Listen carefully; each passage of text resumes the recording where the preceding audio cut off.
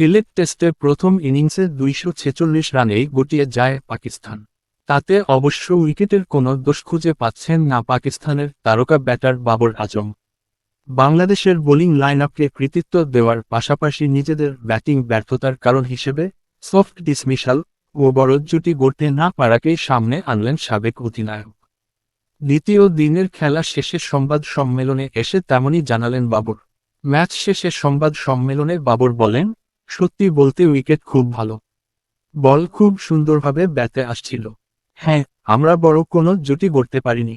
শুরুটা ভালো হয়েছিল, কিন্তু আমি আর আগা যখন মাঝখানে ব্যাট করছিলাম তখন চেষ্টা করছিলাম একটি বড় পার্টনারশিপ গড়তে।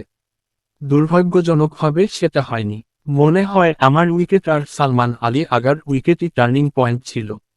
এরপর আমরা আর কোনো বড় জুটি গড়তে পারিনি। ওই 2 আউটই ম্যাচের মোমেন্টাম বদলে দিয়েছে। বাংলাদেশি বোলারদের প্রশংসাও করেছেন বাবর। বিশেষ করে নাহিদ রানাকে আলাদা করে উল্লেখ করেছেন তিনি।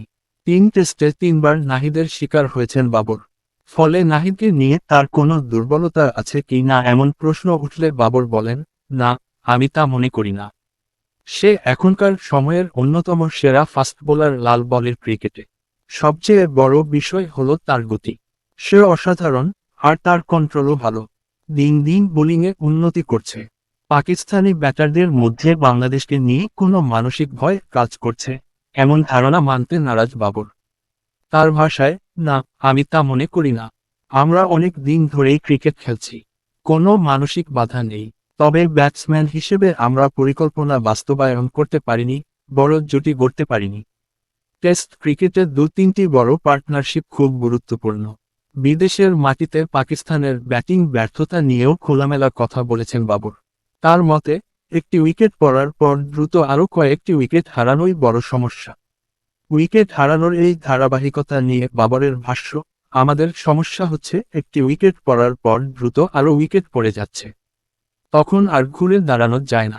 সিনিয়র খেলোয়াড় ও ব্যাটিং ইউনিট হিসেবে আমরা এটা নিয়ে অনেক ভাবছি কিভাবে উন্নতি করা যায়।